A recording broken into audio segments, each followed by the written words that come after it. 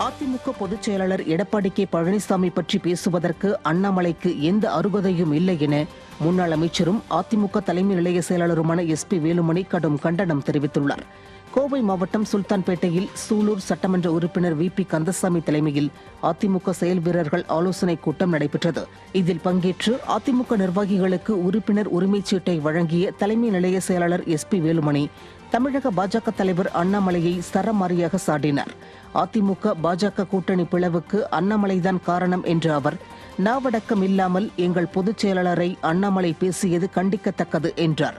அதிமுக பொதுச் செயலாளர் எடப்பாடி கே பழனிசாமியை பற்றி பேசக்கூடிய தகுதி அண்ணாமலைக்கு மட்டுமல்ல, யாருக்குமே கிடையாது என்ற அவர், ஒரு கட்சித் தலைவருக்கு எப்படி பேச வேண்டும் என்றே தெரியவில்லை என அண்ணாமலையை வறுத்தெடுத்தார்.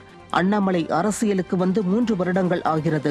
ஆனால் அண்ணாமலை வயதை விட நமது பொதுச் செயலாளரின் அரசியல் அனுபவம் அதிகம் என்ற அவர், அதிமுக பொதுச் செயலாளர் எடப்பாடி கே பழனிசாமி முதலமைச்சராக 4 வருடம் 2 மாதம் அற்புதமான ஆட்சி தந்தார் என்றும், அவர்தான் 7.5% இடஒதுக்கீட்டை கொண்டு வந்தார் என்றும் பெருமிதம் தெரிவித்தார்.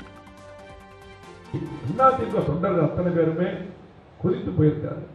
எங்களுக்கு தலைவர் பொதுச் செயலாளர் எடப்பாடி அவர். அது மட்டுமல்ல, நீங்க பேசுறீங்கல்ல, நீங்க அதிமுக இப்படி வந்து எடப்பாடி தலைவர் இப்படியா இருக்குன்னு 2019 கூட்டணி இருக்கும்போது தமிழ்நாடு முழுவதும் பிரச்சாரம் பண்ணார். அப்ப வாங்கின ஓட்டை விட இன்னைக்கு பிரதமர் வேட்பாளர் நாங்க யாரும் சொல்ல முடியல. இன்னைக்கு அதிமுக அதிக வாக்குகள் வாங்கியிருக்கிறாங்க.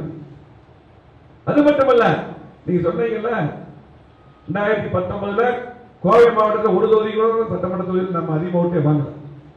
ஆனால் 2021 முதலமைச்சர் வேட்பாளராக எடப்பாடி அவர்கள் போட்டியிடும் பொழுது 4 ஆண்டுகள் 2 மாதம் அற்புதமான ஆட்சி தந்ததுக்காக கோவை மாவட்டத்தில் 11 தொகுதி அவனா சேர்த்து 11 ஜெயிச்சது.